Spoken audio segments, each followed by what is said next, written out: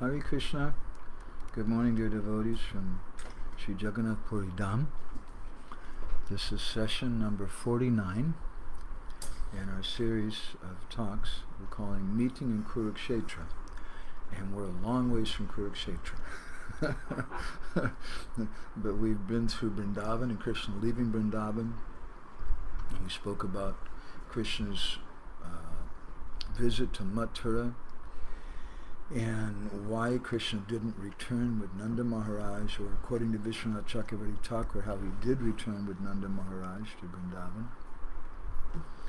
And now we're hearing something about Uddhava's meeting with the Vidyapati in Vrindavan.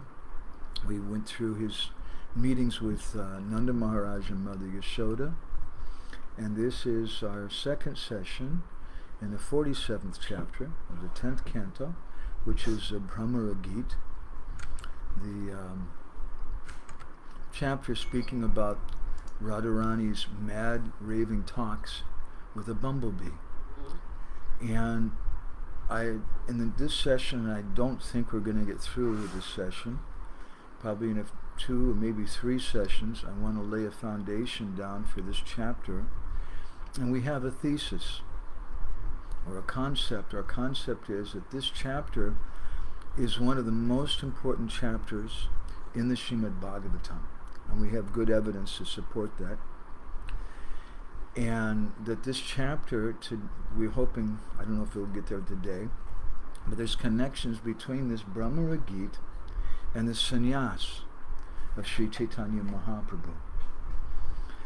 So it's a long, crooked journey we want to go on. So I want to thank everybody who's taking part in this today. Nice to see Vidyapati here online. And just to remind everybody who's online or who's here present, we have a nice group today. We like to ask the devotees to share some reflections when they finish. Reflections meaning what you're walking away with today. Yeah. Do like this. What it was that struck you about the discussion today.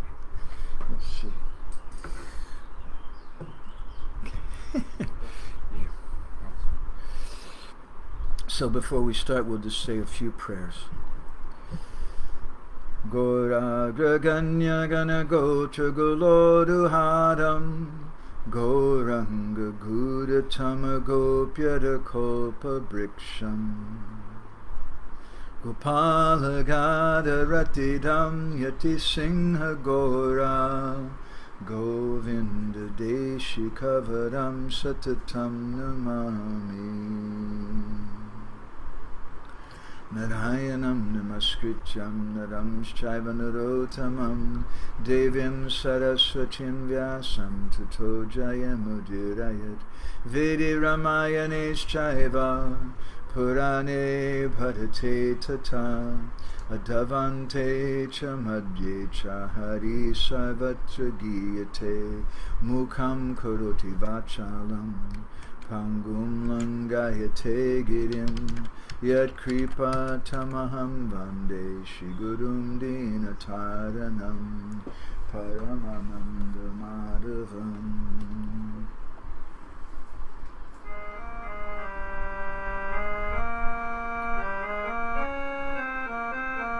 Paramananda He Madhava Padunga Luchi Makaranda Se Makaranda Panakori Anande Bolo Hari Hari Harinka Name Vanda Vela Parikori Be Chakadola Se Chakadolanka Paraye Manamo Rahu Nirantare Manamo Nirantare Rahu Ha Krishna Boli Jiva Jao Ha Krishna Boli Jao Jiva Moteu Dada Radha Dava Moteu Dada Radha Dava Moteu Dada Radha Dava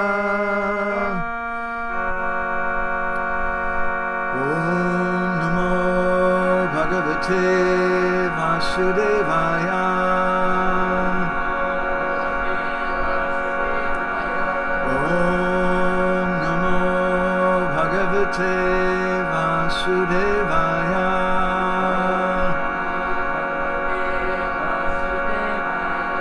Om Namo Bhagavate Vasudevaya.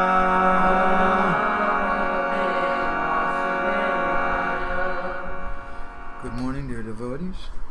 Shri Jagannath Paridam. So, today we will be going on in the 47th chapter. We'll be reading text 3, maybe as far as 5. We'll see how far we get. Just to look back a little bit, in our previous sessions we spoke about Uddhava's meeting with Nanda and Yashoda, and we read some things from this book, Mathura Meets Vrindavan, by our very spiritual master. And he describes there a very, very chamatkar, very astonishing meeting between Uddhava and Nanda and Yashoda. And then in our last session, we spoke about Uddhava's first meeting with the gopis and what happened and how they received Uddhava, how they saw in Uddhava Krishna in his dress. Sometimes there's a controversy about Vaishnava dress, and some devotees, maybe even here in the room, are not wearing saris. Oh my God, it's a scandal. Or maybe even a man is not wearing a dhoti. But really, what is Vaishnava dress? It's a complicated, controversial topic. But one thing we can say for sure, without any doubt, what is Vaishnava dress? Is Kunti-mala and tilak. Vishwanath Chakravarti Thakur speaks about that in his Radvartman Chandrika, and our acharyas speak about that. The other dress, that's not always completely clear. And maybe it's not always so important. It is important. Srila Prabhupada liked it when devotees wore dhotis and saris, and were representing them, representing Srila Prabhupada by doing that. But Srila Prabhupada also made many comments that it's not necessary, and even sannyasis, he said, can wear suit and tie. But he said they should always wear tilak and kunti-mala. So it's a controversial thing. But in the previous discussion, we heard about how Uddhava was dressed wearing Krishna's prasad cloth, and how the gopis received him because they saw him as Krishna's representative. And how we also spoke something about the care that we have to give in dressing like that and being Krishna's representative, and how there may be some pride, some false pride, and someone can just take it cheaply. I just dress up in a costume and that's it. If I get a stick and some orange cloth, then everybody will offer obeisances and give me prasadam. Prabhu, you're missing out, Your wife will beat you. So that was something from our previous discussion. So now we want to hear about the first exchanges between Uddhava and the gopis. And again, as I spoke before, Mangalacharna, for it's someone who may just be dropping in just now, I want to make a foundation for this Bhramara Gita in this session and probably in the next maybe 2 or 3 sessions, and speak about the connections between this Bhramara Gita and Gaura Leela in Jagannath Puri, and the connections between this Bhramara Gita and the sannyas of Sri Caitanya Mahaprabhu. Very astonishing subject matter. And we want to do that through various different Gaudiya literatures, as well as Padyavali Kirtans from the poet Vidyapati, which is very foundational. His songs are very foundational for Gaura Leela and for Gaudiya Vaishnavism, because Mahaprabhu was hearing those songs to establish his mood, understanding the mood of Radharani. So we're going to touch into that, and we're also going to probably, I don't think in this session, but we want to go to a very rare song written here in Orissa by Ramananda Ray. And this is a song that we collected from a rare book, which is published by the State Museum in Bhubaneswar. And it speaks something about the Sannyasa of Mahaprabhu. It's a long, crooked journey we're going to go on. So let's read text number 3 of chapter 47. Tam prashrayena vrata kritam sabridha hasekshana sunritadibi rahasya prichan upavishtam asane vigyaya sandesha haram ramapate. So the gopis is described that prashrena avanata. Avanata refers to that they bowed down. And they did that with prashrena, with great humility. They received him. And we spoke about how important that humility is to receive the message of Guru and Krishna. Idam te narapaskaya nabhaktaya kadachana nachashashushave vacham nachan namtam basuyati. Krishna says if someone is basuyati, if they're envious of basuyati, don't speak to them. Don't talk to them about this topic. Someone should have some humility. And don't feel bad about it. Sometimes devotees, we hear them say, they didn't receive me properly. There was one sannyasi who went to one place and the devotees weren't so enthusiastic to hear from him. And they said, Maharaj, we love you. You can give class to the devotees, but your style of preaching is not appropriate for our preaching to the outside people, so don't mind, but please, it's better you go somewhere else if you want to preach to non-devotees. And he was upset about that, and his followers. But why be upset? Our preaching means that you convince someone by the strength of your presentation.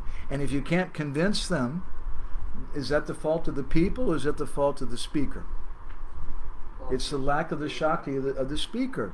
Huh? If you really have that Shakti, now the people may not be so interested. Huh? That's a problem. So if they're not interested, then we have to show our opulence of renunciation and detachment. That we're not attached to trying to force someone down somebody's throat. Because the price to pay for Krishna Katha is some faith and some eagerness to hear it. And if they don't have that, then don't give it. Then you give a platform speech. You talk about how we're our bodies and why you should be vegetarian and Urugai Prabhu, you don't eat eggs, right? Okay, that's important. Don't eat eggs, don't eat chicken and things. That's an important, and you speak about things like that.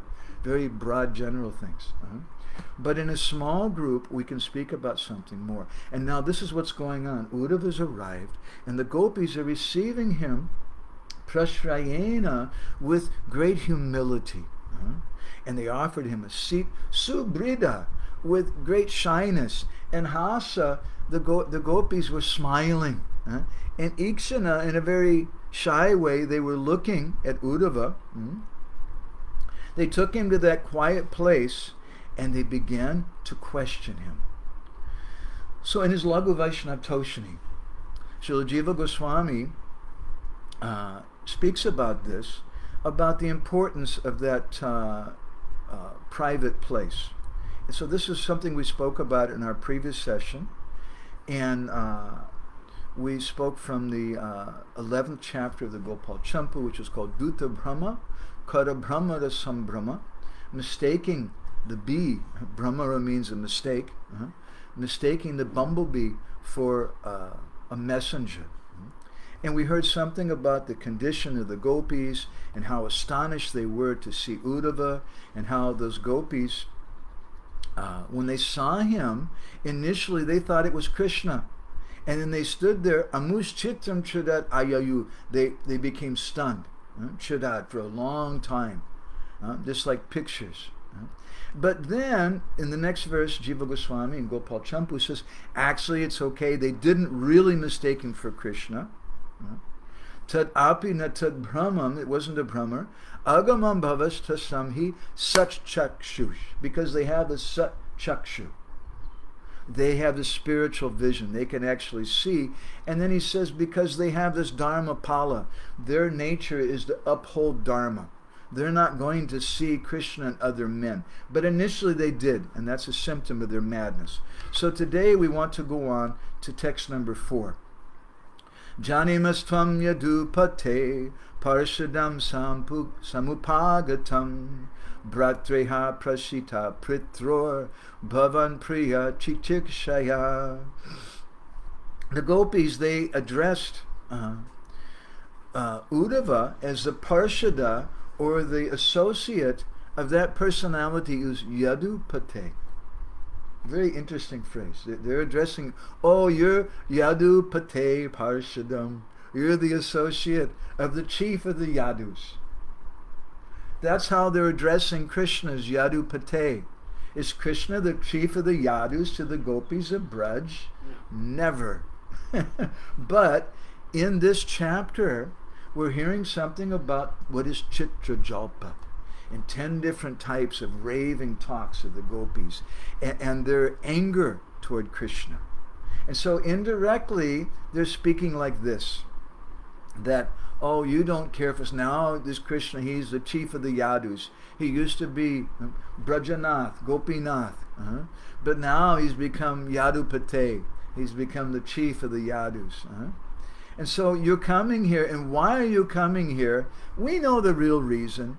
You're coming here and you're going to say all these sweet words to us and things, but the real reason, Pitro Bhavan Priya Chikirsaya, Pitro means of his parents. The real purpose in coming here, Pitro Priya Chikirsaya, is that you want to give some satisfaction, some priya, some affection to the parents of Krishna. In Laghu Vaishnav Toshani, Jiva Goswami, he describes that although Uddhava had this message, they were certain that he had this message, the gopis are hiding their relationship with Krishna. It's a very interesting thing.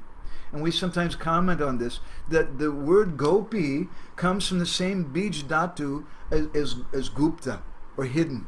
And gopi literally means someone who hides their love. And we see this with Uddhava. Now later that love becomes manifested. They can't control themselves. As Rupa Goswami describes this love in an indirect way in the beginning in his Mangala Charana for his Laghu Bhagavatamrita. He says, Sri Chaitanya Mukod Girna Hare Krishneti Varnaka. This is the kirtan of Chaitanya Mahaprabhu.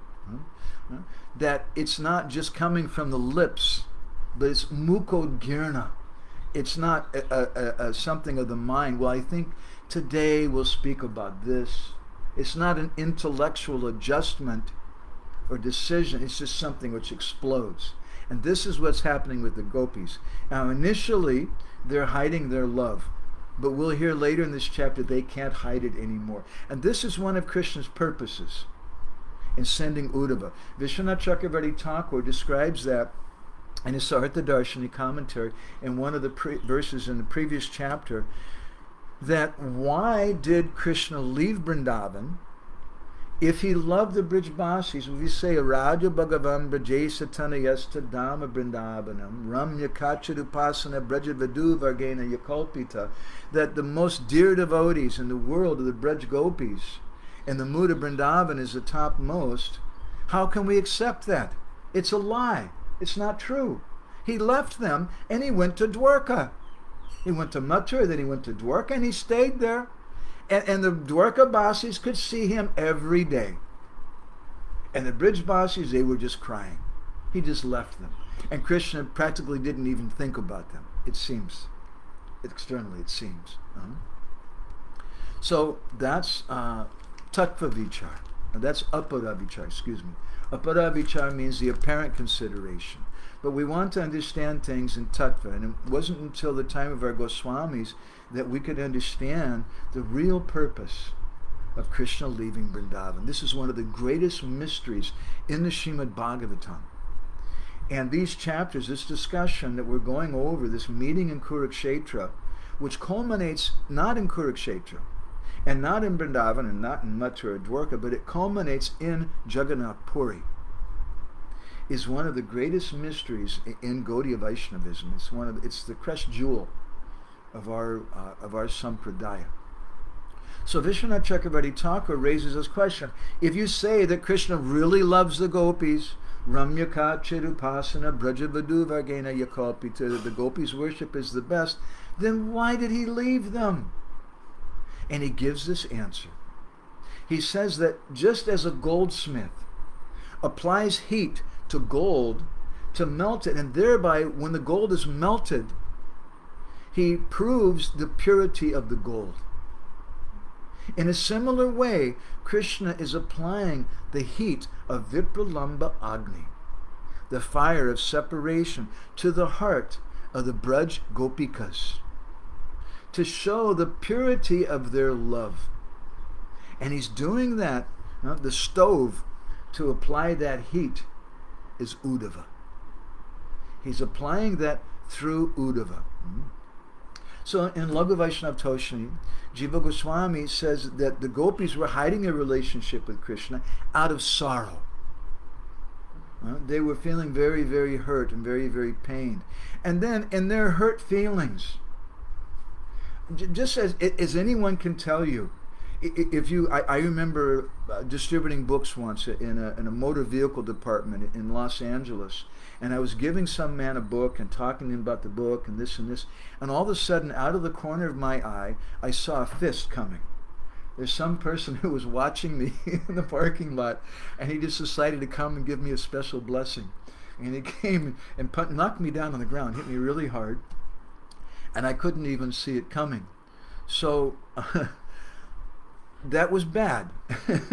But I'm a fanatic Hare Krishna. I just immediately jumped up and turned around, and the first person I saw, I gave them a book and went on. It didn't hurt me so much. But if the same thing happens, if Urugai Prabhu raises his fist to you, or your wife says some harsh things to you, or one of your dear friends, one of your dear brahmachari friends says something, if someone on the street says some bad thing to us, it doesn't really affect us. But when it's someone who's very close to us, oh, the pain in the heart.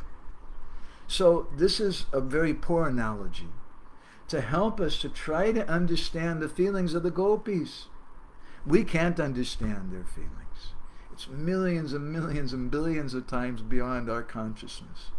But just as the greatest pain comes from a beloved, so try to understand the love the gopis have for Krishna is the greatest love in the universe throughout the history of the world. And they're feeling that you've betrayed us, that you don't care for us. Oh, the intense agony of the gopis. And they're telling, Jiva Goswami says, they're telling this Uddhava fellow that we know you're a follower of that person who's Yadupate, who's a protector of the Yadus. We know because the way you're dressed and because now you're approaching the innocent people of Vrindavan. We know you've been sent by your master. You didn't come on your own. You were sent by him. And really, we know you actually didn't want to come because we understand, again, in Braj, the language is empathy. Empathy means to understand the feelings of another person. It's not philosophy, it's empathy. And we spoke so much about that in previous sessions. I won't go there again today. But they're understanding you didn't come here on your own will because naturally you wouldn't want to leave Krishna. But you came here just to make an appearance, just to make a show. Now they're indirectly criticizing Uddhava. You're the bogus messenger of a bogus master.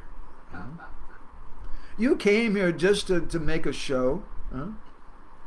You came here just because you have to follow the orders of your master. It's just a mechanical thing. It's mechanical religion. But we know he's Yadupate, he's the master of the Yadus, and he doesn't care about us because we're no longer qualified for him.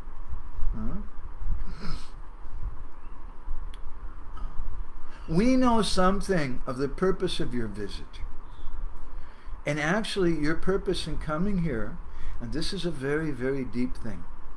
This very simple phrase we want to explore. Pitro Priya Chikirshaya. 1047-4. Pitro Priya Chikirshaya. That your real purpose in coming is to Priya, to give some affection, to give some satisfaction to Nanda and Yashoda. Why are the gopis speaking like this? It has so much deep purport. We want to try to swim in the love, in the ocean of these three words. Pitro, Priya Chikirshaya. They're saying that you came here not really out of love. This is what Jiva Goswami, this is his explanation of this verse. Your purpose in your coming here was not out of love. Because if it was really out of love, then you would care about us. And if you cared about us, you wouldn't have left. And you wouldn't send this bogus messenger who doesn't know anything about Braj, doesn't understand anything about us. You wouldn't send him. Indirectly, they're criticizing Uddhava in that way too. In his Sa'artha Darshani commentary, Vishwanath Chakravarti Thakur explains about this verse. He also speaks about the word Yadupate, the chief of the Yadus, by saying that the gopis, they're implying that even though Krishna, he's a Gwala. Gwala is a very beautiful word. I always like that word very much. It's a very sweet, intimate kind of word. I think it's Hindi, right? Is it also Oriya in Bangla? It's a Hindi word. It's a Vrindavan word. Yeah, it's a Brijbasi kind of word. Gwala means someone who takes care of the cows. Krishna's a Gwala. It's like, in America, in colloquial language, we would call him a homeboy. He's our homeboy. He's our droog. So, even though Krishna, he's a Gwala, he's from it, but now he's become Yadupate.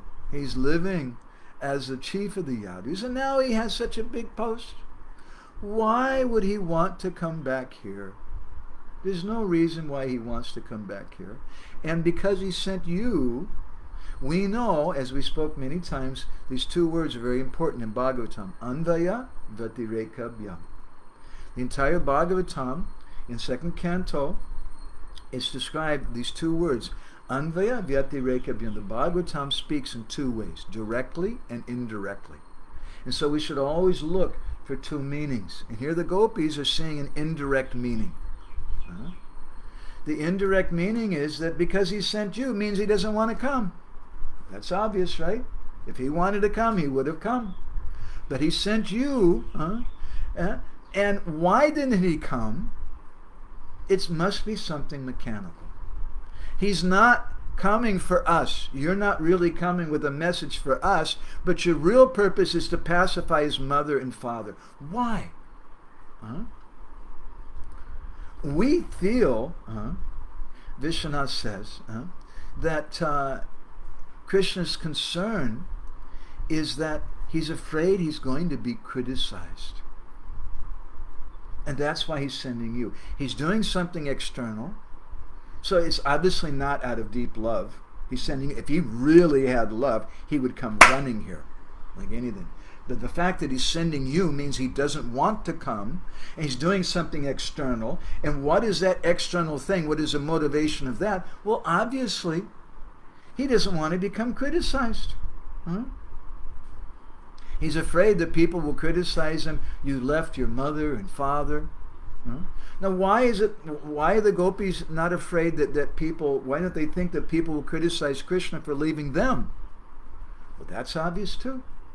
You don't care about us. You've always kept that a secret.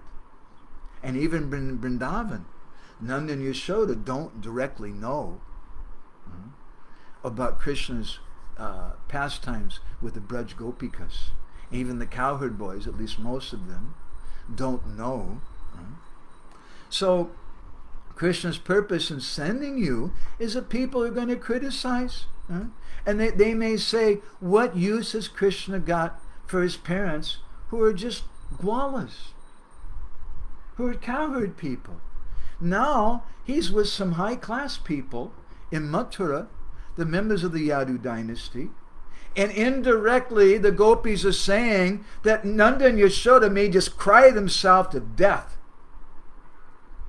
But Krishna's just going to stay in Mathura. He's Yadupate, and he's the king there. This is the very hurt feelings of the gopis. A boy and a girl get married, and there's love, and it's very wonderful, isn't it? It's a very nice thing. But then why is it in that same romantic, loving relationship you get more angry with that person than practically anybody else? Because there's some expectation with love. And that we see even with the Braj Gopis. There's some expectation that we know there's some value to our feelings. And you're not reciprocating appropriately. And they're hurt. And even in a mundane relationship in this world, which is based on romantic love and marriage, sometimes there's harsh words spoken because we feel so hurt and it just comes out of us. It's a natural thing. And the gopis, they're telling Uddhava, you charming fellow, you. You're coming here and you're going to speak so many flattering words. We'll hear more about this later. That personality who's a crest jewel of intelligent persons, he sent you here to satisfy his parents. So you come in, now go, chalo, go away. You go back to Nanda and Yashoda. And when they receive you, Vishwanath says, they'll forget all about Krishna because they're going to be ecstatic. What does that mean? It has a deep purport. And we'll also, I don't know if we're going to get to it today, but we also want to hear a little something from Nanda Kishore Goswami's Vrindavan Lilamrita, where he speaks about this also.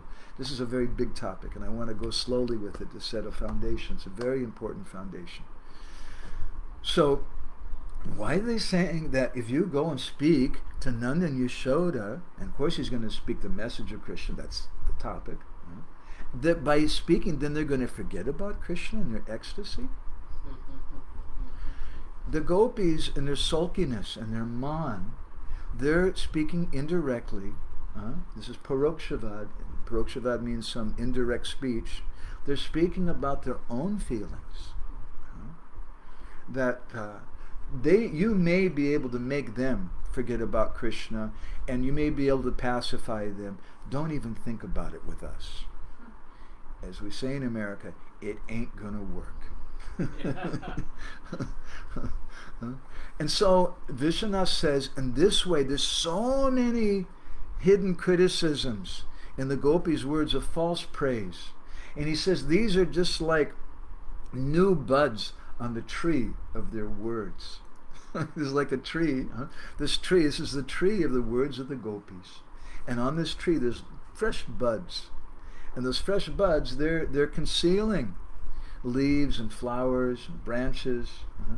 So the gopis' words, they're also concealing so many directions. A branch goes in another direction. And the leaves and flowers offer some decoration on the tree. So the gopis' words are just like these new buds, which are going to become branches and leaves and flowers. Sanatana Goswami in Brihad Vaishnava Toshani, he says that the gopis, they say that the word agatam, he says, it means that the gopis are saying that we know that you've come here to Nanda Maharaj riding on the king's chariot. In other words, you're coming here with on the business of the king. Now Krishna's the king, but we don't need to ask about this because he's the king of the Yadus. Now he's such a big man. It's just suitable that he's ignoring us. He's not really coming to speak to the gopis. Your real purpose is to come to speak to Nanda and Yashoda because you're afraid that people are going to criticize you. Nobody knows about the gopis because gopi is something which means they keep secret. They keep their relationship with Krishna secret. So much so that in Ananda Vrindavan Champu, Kavi Karnapur, when he speaks about the events that led up to the Vastraharana Leela and how the gopis, they were worshipping goddess Katyayani. He describes the gopis, they decided that, this is a month of Magh, that's the time they worship goddess Katyayani, that we should do some special puja to worship, to get Krishna as our husband. But they made that decision as individuals. There was no group discussion. And the gopis, one by one, as individuals, thought, what is the best place to do this? Well, it has to be a hidden place where nobody's going to see. So they went to a kunj, a secluded secret place on the bank of the Jamuna. And all of a sudden, there's all these girls there. And they're looking at each other. And Kavi Karnapur says, why are you here? And the other gopis look at them and say, well, why are you here? You tell me first. And finally they begin to open up their hearts to each other. Well, I'm here because I want Krishna as my husband. Really? That's the same reason I'm here also. So the gopis, they keep it so secret, and in so many different ways, we'll see through the literatures of the Goswamis, the gopis hide their feelings. Sometimes even Radharani is hiding her feelings from Lalita and Vishaka, her most intimate Sakhis. But she can't hide her feelings from Rupa Manjari. But sometimes, many places it's described, Radharani's trying to hide her feelings, even from Lalita and Vishaka. And what to speak of Chandravali and Bhadra and Saibya and gopis who are in the opposite camp. There's so many different ways the gopis are hiding. So nobody knows in Mathura about Krishna's feelings to the gopis. That's a given. So the only reason that Krishna is sending this messenger is for Nanda and Yashoda. This is what the gopis are concluding. And the reason why he did that, he doesn't want to be criticized. It has nothing to do with us. That's their indirect purport. So let's go on to text number 5. Anyata go brajetasya smaraneham na chakshmahe sneha nubando bandunam munir api sudustyaja. This word sudustyaja, very interesting word. Sudustyaja means something which is very sudusha, very difficult. Tyaj means to give up. This is something very difficult to give up. So the gopis are going on with their indirect criticism of Krishna by speaking to Uddhava, and they're saying that we see no other reason why he might remember this Gobraje, the cow pastures of Braj. Now he's a big city man.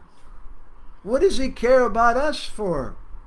The reason why he's subdued because anubandha bandhanam munes apisudusyaja. That even for munis, for sages, and this is a very important word. It's translated in some ways, as we're going to hear from Vishwanath Chakravarti Thakur. He says in his commentary, Muni krita sannyasa syapi dusyaja. This is how he explains this sudustyaja in the word muni. That the muni means persons who've taken sannyas. That even though they've taken sannyas, they find it very difficult to give up attachment to their relatives. Wow. And Jiva Goswami in Laghu Vaishnava Toshan, again, he underlines this. He says that the reason why Krishna sent you is just because of the relatives. Because now he's become like a muni. He's become a renunciate.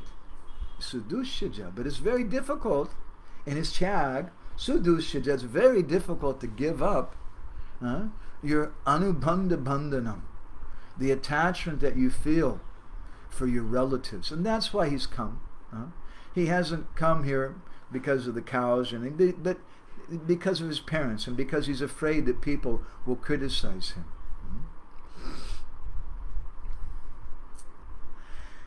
He says, Muni krita sannyasa shapi dusyaja. This is the language of Vishwanath in his commentary on this verse. That even munis who take sannyas find it hard to give up their relationship with their father and mother. But Krishna's very easily given up his relationship, he says, with the countless wives of others who he enjoyed. Just see this sudusyaja, the intensity of Krishna's tyag, his renunciation. So this is Gaura Lila. This is a connection between the Bhramara Gita and Gaura Lila. And we want to develop this connection. We want to show you through the writings of Krishnadas Kaviraj Goswami how he indicates this, and through a very amazing song by the poet Vidyapati, how this connection is there.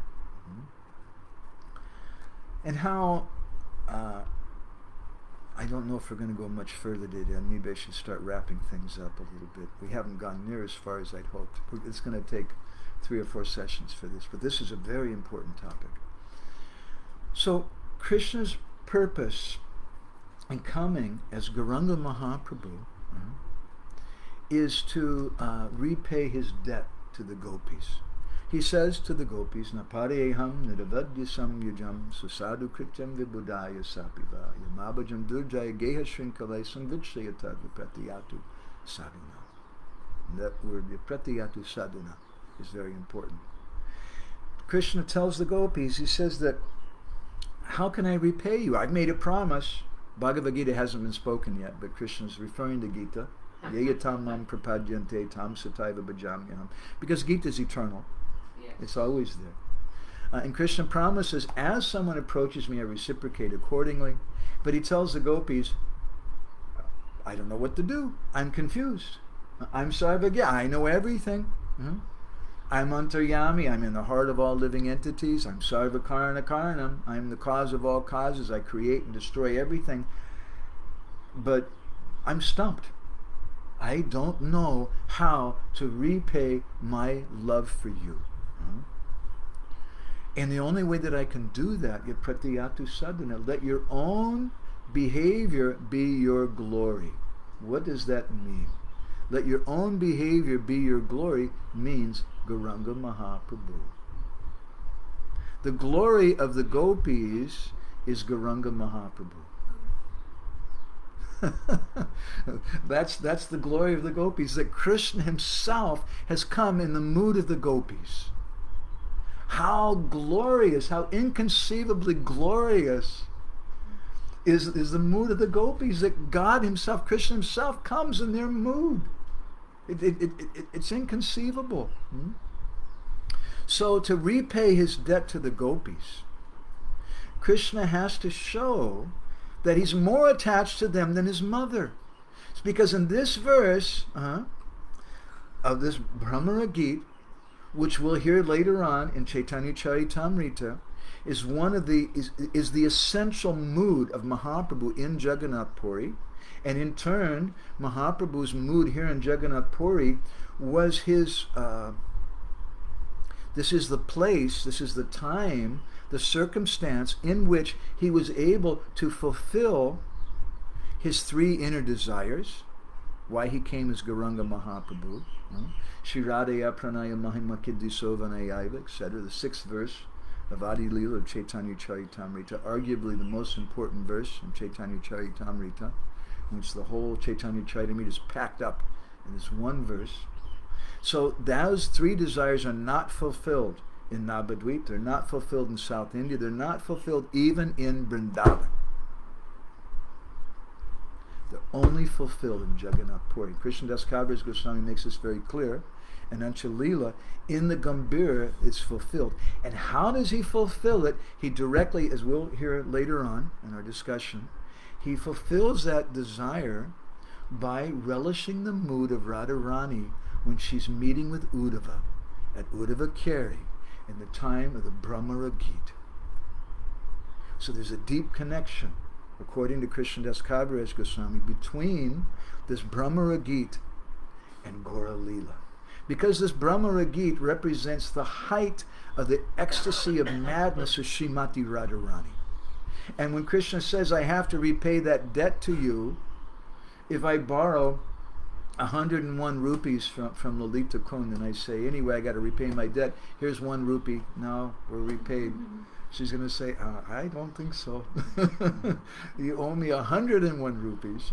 You have to pay the topmost amount, not the smallest amount. When Krishna wants to repay his debt to the gopis, he doesn't only want to repay his debt that they cook for him sometimes, or that they cast some sidelong glances, but the debt is going to be calculated in terms of the greatest amount of the debt, not the least amount. And the highest amount of that debt is at Uddhava Keri, the place near Nandagaon, where the Bhramara Gita took place, where Radharani spoke to this bumblebee, where Uddhava was there.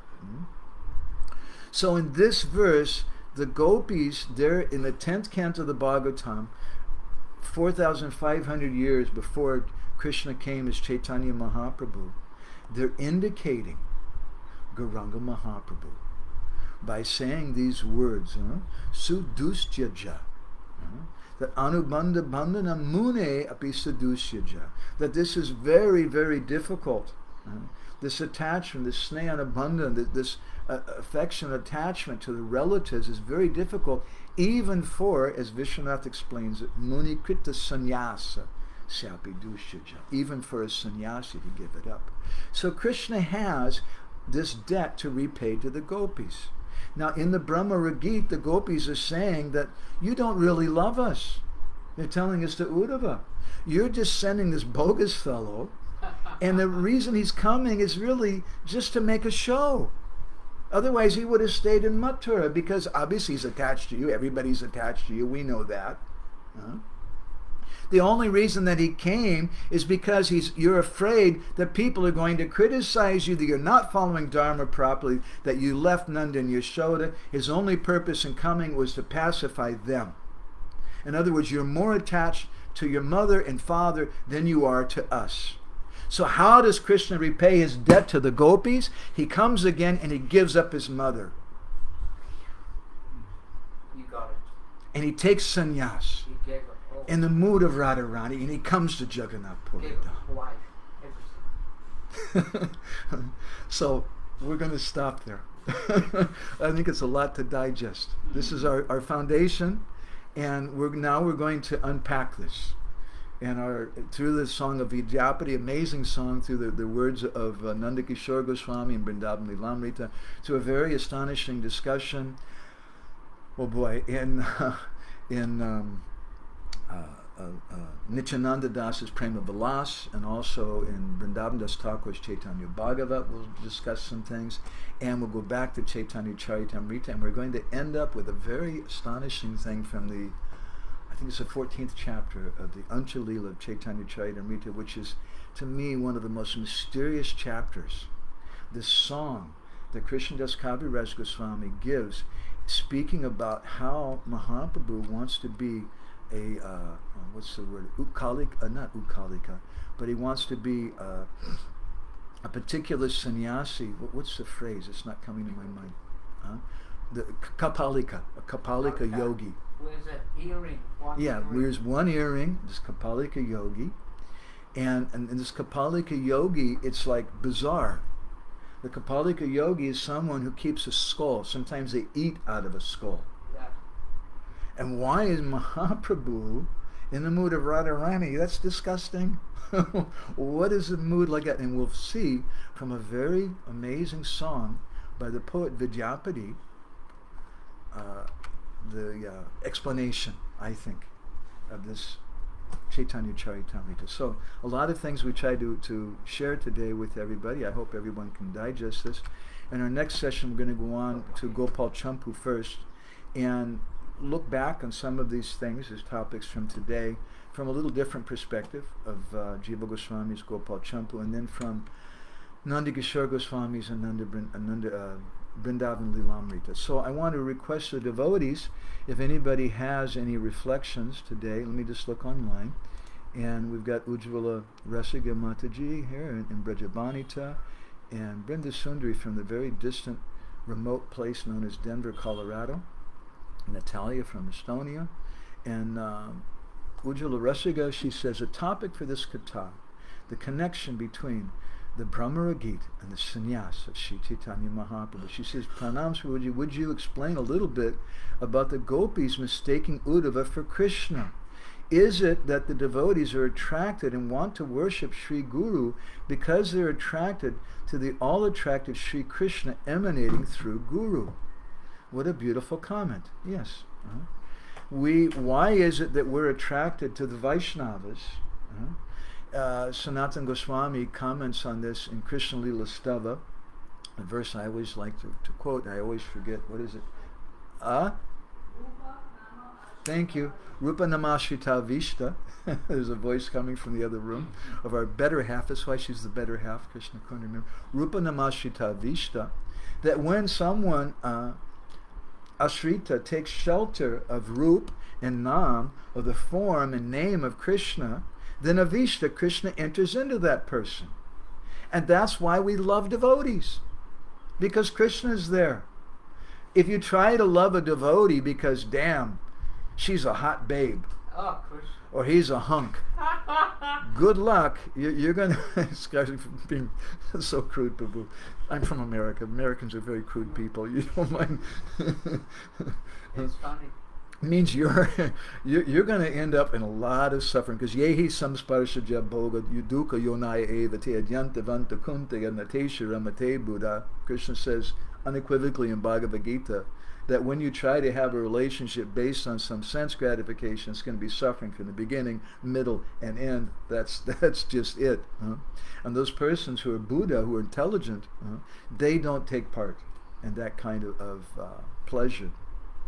So if we try to love devotees because, damn, there's a good cook, or they're just nice to me, they Gurudev is nice to me, pats me on the head and gives me attention, you're not going to get the proper thing. But when we love devotees because devotees love Krishna, in the Satvata Tantra, it's said that what is the verse? Hari lila satochara tareshi satatam tvaya karya pritastava hariyata bhaktananashati. That we should learn to love devotees. How do we love devotees? We love devotees by having Krishna Katha. And this is why I stressed so many times, so I was telling you guys, we created some Sangha by your help in Mayapur. We want to create a Sangha here. That loving Sangha is based on Krishna Katha, not only on Kirtan. Both things have to be there. You can't separate one from the other, is the point of Srila Bhaktisiddhanta. If you do Kirtan with no Krishna Katha, he said it's like having Krishna there but no Radharani. Because Radharani, she's Bhakti Devi, she helps us in our relationship with Krishna, so that Krishna Nam. It helps us understand who Krishna is. Yet Krishna's right there in the form of the holy name. But how can I think of him? How do I think? We have to have Krishna Katha. So these two things are there.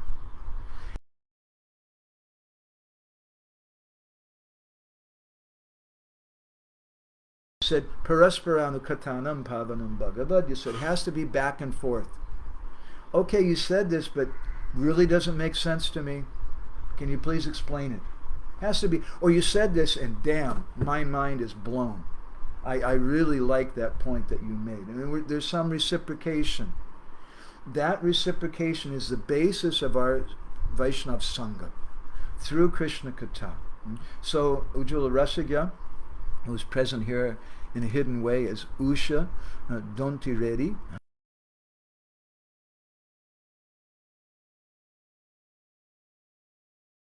because they see Krishna in him, in the cloth, he's coming as a messenger.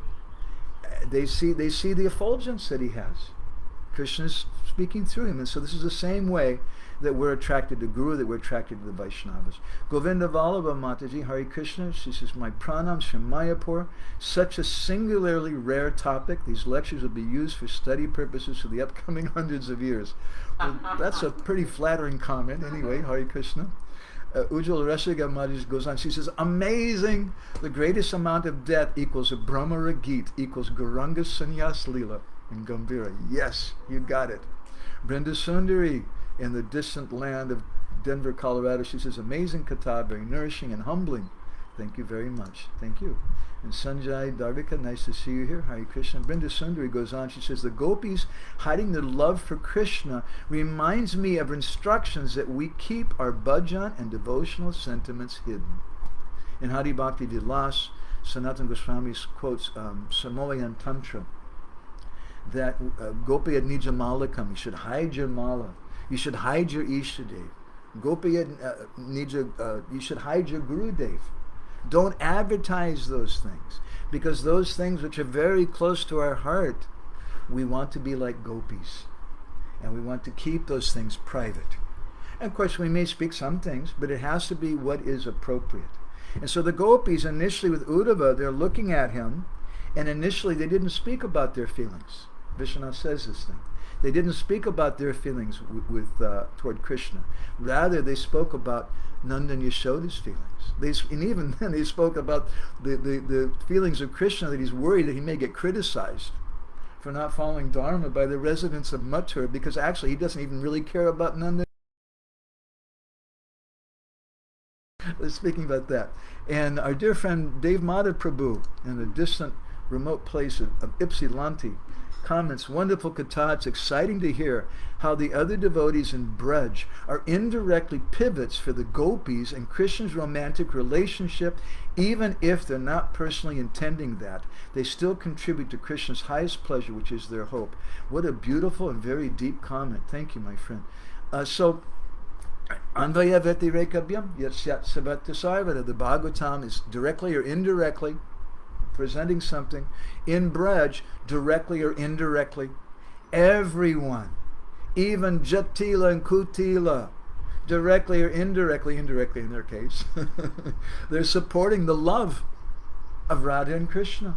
Mother Yashoda, when she wakes up Krishna in the morning, and she sees scratch marks on his body, which come from the gopis during the Ras Leela and Krishna's nocturnal erotic pastimes with the gopis, Mother Yashoda says, "What is this?" And she says, "All those cowherd boys, they're playing very rough with you." She's thinking like that. And that enhances some rasa there, because there's some excitement. Oh my God, my mother's going to figure out that I'm going with all these gopis in the middle of the night. When she puts me to sleep, I sneak out the window and I go to meet the gopis. Now I've been found out. So there's some excitement there. And in Braj, our acharyas describe that when Radha and Krishna are separated due to maybe the feelings of man, some sulkiness, the Radharani's, everyone feels misery. And therefore, Vishwanath Narottam Das Thakur, he sings.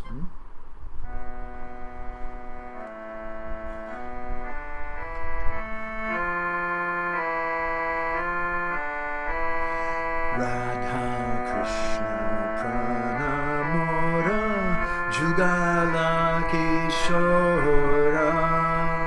Radha Krishna Pranamora Jugala Kishora. Jivane Marane Gati Aranahi Mora. Jivane Marane Gati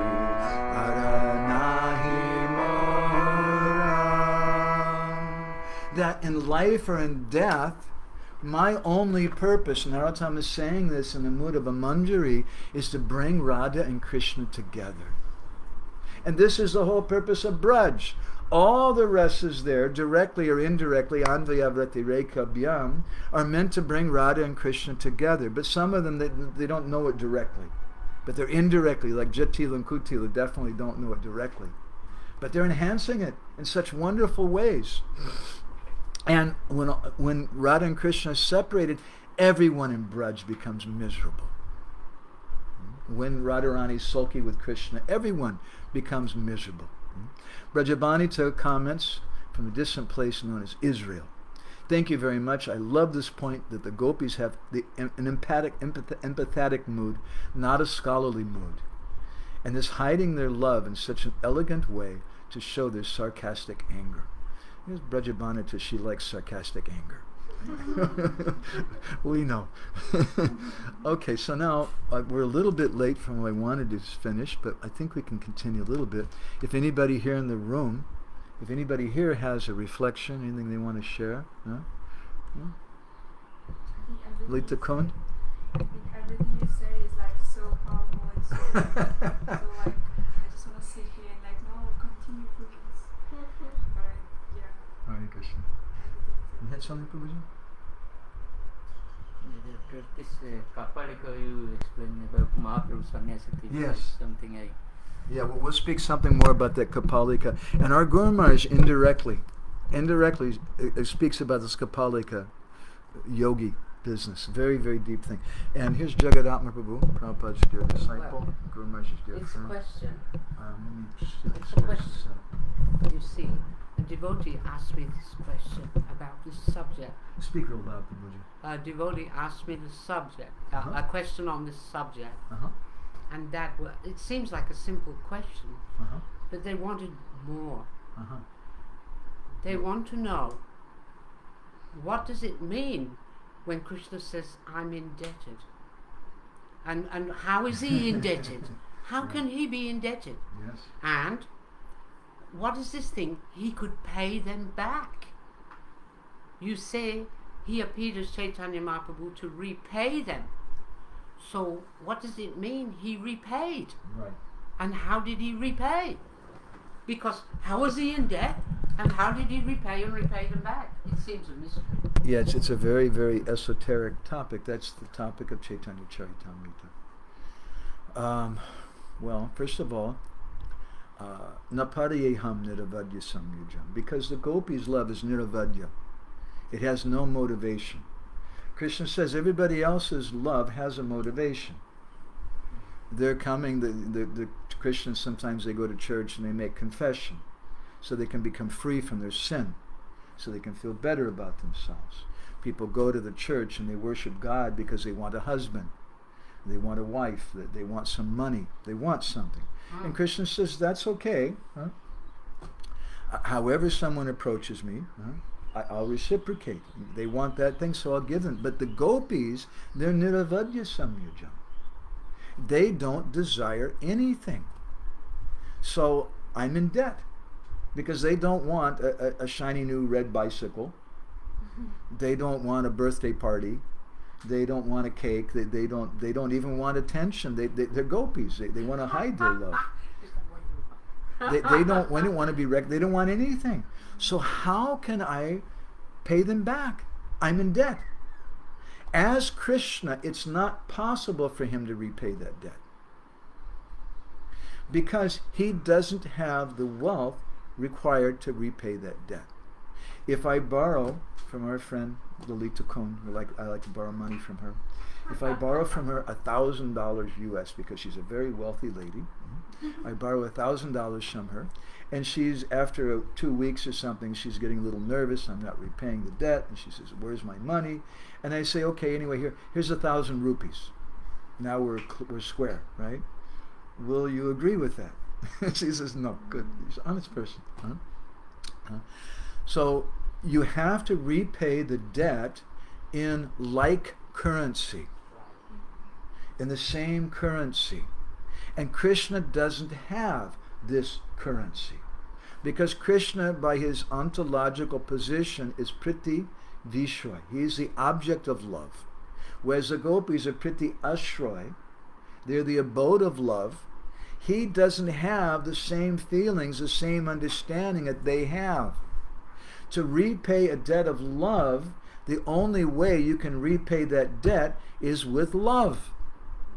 It's a debt of feelings. To repay that debt, you have to have the same feelings. That's why in so many marital relationships, the wife or sometimes the husband tells the spouse, "You don't understand me." And there's frustration, isn't it? We feel like you don't really understand me. Because that's the purpose of the spouse. He should understand my feelings. But it's very difficult even in this world. And what to speak for Krishna to understand, it's like the sunshine, someone trying to give a lecture to the sun, what darkness is like, or vice versa. You're going to speak to the night, in darkness, and this is what the light is like. You can't understand it. You can't mix oil and water. Fire and snow can't understand each other. They're two opposites. So Krishna and his devotees they're opposites. So Krishna says, I can't repay it. Yapratiyatu sadhana. Therefore, because I can't repay it, meaning I can't as Krishna can't repay it. Yapratiyatu sadhana, let your own glory be your repayment, which means let Gauranga Mahaprabhu. Let your own activity be your glory. Means when I come as a devotee, then I can understand your feelings. And that's the only way I can repay this debt. Isn't it? Even in our marital relationships, we want you. I want you to understand my feelings. You don't understand my feelings. Even amongst friends, we say, you're not understanding my feelings, isn't it, Prabhu? Every marriage is like that. You don't understand my feelings. It's so important to us. Huh? So Krishna has to understand the feelings of the gopis, and to do that, he has to come in the mood of the gopis, and he does that as Gauranga Mahaprabhu in the Gambhira. Ujjwala Rasiga Mataji goes on, she says, gopis don't want anything. They even hide their love, seeking no attention. That's amazing. And this is trying to understand the gopis, trying to understand Anarpita Chirim Chirat, this gift which hadn't been given in a long, long time. And to get that gift, therefore our acharyas say things like, hide your bhajan, hide your feelings. It's for that reason, because we're aspiring for that kind of love. Okay? You have any comments? Yeah, well, when that devotee asked me this question, I had to think about it. And I could only say that I'll give you a really gross example from the material world, which I think if you try to understand that, you may be able to understand something of what I understood of this thing. And my example was, just like if you have a friend, very dear friend or family member, and they have cancer, and all their hair is going to fall out. What do you do? What do you do? You cut all your hair off. You must cut all your hair off. And you wear the same kind of clothes they do. And you even eat the same kind of food they do. Why? Because you're in it with them. You're with them all the way. You know? So I said, so Krishna, the only way he's going to pay them back, he's going to have to be with them all the way. Wow. That's the example. That's all I could think. I said, it's, in the material world, it's like suffering, like the greatest suffering. And you cry thinking about it, you know. But this is what Krishna's doing. He's going to do exactly what they gave up for him. He's going to give it all up for them. And he even gives up his control. That's very confidential, but what happened was, he's the supreme controller. He has this Shakti. Icha Shakti. He's the supreme controller. His will is supreme. But he gives it up. And who does he give it up to? Srimati Radharani. Now she's the supreme controller. She's his guru. And she makes him dance how she wants. Sadhu, sadhu. That's what Lord Govinda Swami said this thing. I remember. This is the purpose of having katha with devotees, so we hear comments like that, so we can understand. Thank you so much, Jagadam. Urugai Prabhu, you have something? Okay, let's put this mic over here. I'm having a little trouble with the cord. Yeah, thank you for getting close. I was reflecting on how you spoke about we don't have the consciousness to understand what the gopis were feeling. Like sometimes we give some example, but it's unlimited or billions of times more. And I was just reflecting that actually we shouldn't think of ourselves as a part of it like now with this, but we try to develop appreciation for that and develop some kind of attachment to hearing their glories. But it's not really about me, it's more about them, and just trying to appreciate just appreciate through hearing, just appreciate. That's also a very deep comment. I'd like to unpack that comment a little bit. We call that the kirtan of our sampradaya. That Chaitanya Mahaprabhu, he's trying to repay his debt. He's Krishna coming to repay his debt. And to do that, he has to experience the gopis' feelings, which means the bhajan that he does. But he needs help, because he can't really understand it. He's in a new territory. And therefore Lalita and Vishaka come as Sup Damodar and Roy Ramananda, which we're going to speak about in some upcoming sessions on this topic. They come to help him. They sing songs of Vidyapati and Chandidas and Bilvamangala Thakur and others to help him understand the mood of Radharani and the gopis. And that debt is so great, that wealth is so vast that he owes, that even Lalita and Vishaka are not enough. They have to engage their followers. Rupa and Raghunath and Gadadhar and all the different associates of those devotees, they're also coming and taking part in that kirtan. They're helping in the kirtan, doing that kirtan with Mahaprabhu to help him to experience those feelings. And so his associates are expanding that kirtan to help Chaitanya Mahaprabhu, to help Krishna as Chaitanya Mahaprabhu understand the feelings of Radhika, and they're engaging all of us in that. It's completely inconceivable. But as Urugai Prabhu pointed out very nicely, very important point, that's just way, way beyond us. But we're engaging in it, and we're starting it. This book distribution has a deep purport. This Harinam Sankirtan has a deep purpose. This is Nikunja Yuno Rati Keli Siddhyai. We're assisting the gopis who are Rupa and Raghunath, who are our Guru Janas, Prabhupada and Bhaktisiddhanta and our Guru Devs. They're all assisting the gopis who are assisting Krishna as Chaitanya Mahaprabhu to understand the feelings of Radha. Whew. Thank you. And Natalia in Estonia, she's commenting, thank you. This is such a detailed research on this topic. I've heard that Gauranga repaid his debt by becoming as mad as Srimati Radharani while she was speaking this Bhramara Gita. Yes. Very important point. As she had so much pain and separation from Krishna, she started blaming him. So Gauranga felt the same pain while scratching the walls of the Gambhira. Since long ago I was wondering about more details about this from Shastra.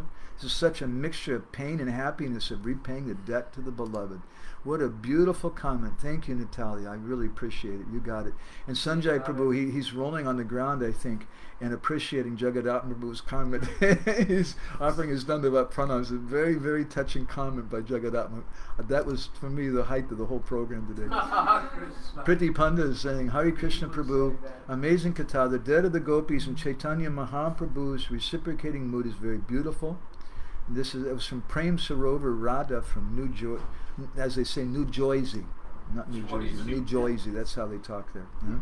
And Govinda Vallabha, she's commenting that the Bhagavad Gita is eternal. Yes, and wow, Radharani and Krishna Katha, far out comparison. Okay, so anybody left here want to make some comment, reflection? We have Anapayani, Radha. Can you hold the legs, not the top? It'll come off. Talk off the phone. Thank you so much for this wonderful katha. I just was really inspired to hear again how this verse Napariyaham connected with Mahaprabhu, and how Krishna asking gopis like, please let your own glorious deeds be your compensation. And this, like, what kind of compensation that Mahaprabhu comes in their mood. This was really amazing to hear, and it was also important to hear how you elaborate on these verses where actually gopis are hiding their feelings. Although it's kind of simple verse and there are no purport by Sri Prabhupada and you kind of read it, but there are so many things, so many intense feeling hidden in these verses. It's really important to hear, and it's reminding me the statement that you cannot speak about love directly. So in the whole 10th canton, especially these chapters, they're completely indirectly explain the feelings of the gopis, and how important to approach this 10th canto and these special chapters with a humble mood and hear from different acharyas. So that's what it's like Gopal Champu was reading. It helps us to understand these feelings. Thank you so much. It's beautiful. I have a question I can ask later. I'm just going to mention that's also our purpose in doing parikrama. Why do we want to go to these places? Oh, this is historical. I'm taking a photograph. This is where Chaitanya Mahaprabhu locked himself up. No, that's not why we go there. We go there because we want to collect the feelings which have scarred that place. The feelings of the bhajan of Chaitanya Mahaprabhu, the feelings of bhajan of Srup Damodar, Roy Ramananda, Gadadhar Pandit.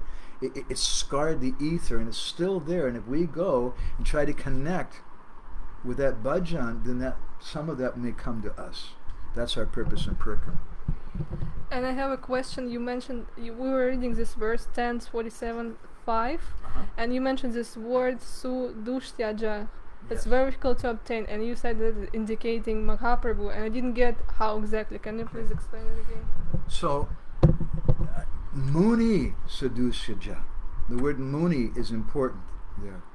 And Vishwanath Chakravarti Thakur, he explains this, that it means Muni Krita Sannyasa Shapi Dusyaja.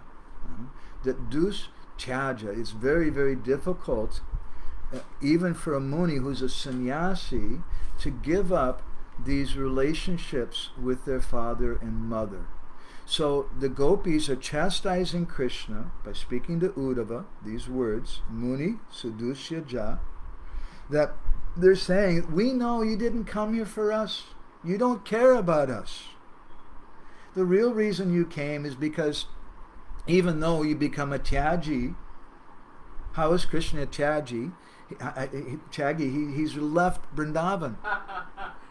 You gave us all up. Even though you become a Tyagi, now you've left Vrindavan, you still can't give up your parents. That's why you've come here. And so Vishwanath in his commentary says, he explains the meaning of this as Muni Krita Sannyasa Shapi Dusyaja. That it means that even munis who take sannyas find it hard to give up their relationship with their father and mother. How is this an explanation of this verse of the Bhagavatam? Because Krishna never took sannyas. But Vishwanath in this verse, in his commentary here, is saying that this verse is meaning that it's difficult even for a sannyasi to give up his attachment for his father and mother. So my conclusion is that Vishwanath here is saying that this verse is speaking about Gauranga Mahaprabhu and his sannyas. And just as the gopis are criticizing Uddhava and Krishna through Uddhava, that you don't care about us, the only reason you came here is because you're attached to your parents. So to show the gopis, no, that's not true. I love you. He has to come and he gives up his mother as Chaitanya Mahaprabhu. He takes sannyas. That's our purport of that. Is that more clear now? Okay. It's a very subtle thing. But as we'll explore, I think it's very, we have so many different pramanas to support that. It's a very solid thing. Anybody else with any final comments? Something you appreciated you're walking away with? Anybody online? Brajabani comments, she says that, so wonderful comments. Thank you to all the devotees here. And Govinda Vallabha in the distant place of Mayapur. She says, wow, Radharani and Krishna Katha, far out comparison. Okay, so we'll go ahead and stop there. It's time for Giriraj's Artik here. And we'll go on. So next week we're going to continue this topic, and I think it's going to last for 2 or 3 sessions, about the connection between the Bhramara Gita and the Gambhira. It's a very, very astonishing, because if we want to understand the Bhramara Gita, we want to understand the Gambhira. That's where we're finally going to. But to understand the Bhramara Gita, we have to also understand the Gambhira, because the two, to understand one, you have to understand the other. Okay? Wow. Granthara Srimad Bhagavatam ki jai, Srila Prabhupada ki jai, Samaveda Bhakta Binda ki jai, Vancha Kalpatarubhishcha Kripa Sindhu